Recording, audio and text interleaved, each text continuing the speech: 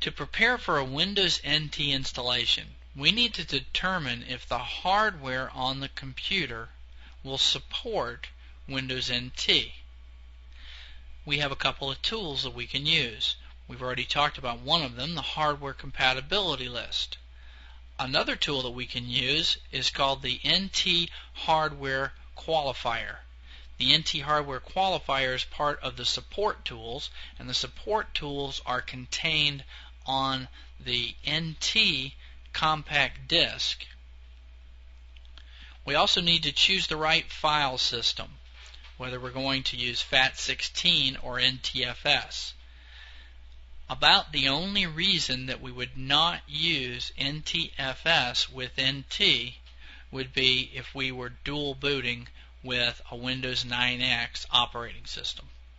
And if we are going to dual boot with a Windows 9X operating system, then any partitions that Windows 9X needs to be able to read, including the system partition, which contains the boot files, would need to be formatted with FAT16.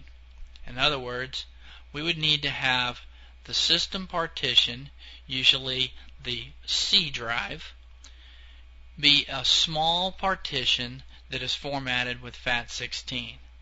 Then any partitions on that computer that we need to be able to read with the Windows 9X operating system would also need to be FAT16. Partitions that don't need to be read by the Windows 9X operating system would likely be NTFS, since it's a more secure file system and offers other advantages. Then to install Windows NT, we have a couple of options. We can begin by booting from the 3 Windows NT disks that contain a simplified version of Windows NT, and after these are loaded, then Windows NT can access the CD-ROM drive and the installation can continue from the CD.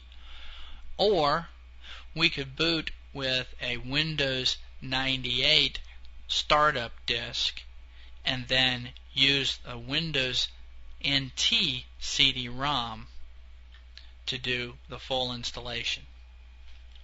When Windows NT boots, it goes through what we call a boot sequence, and certain things happen.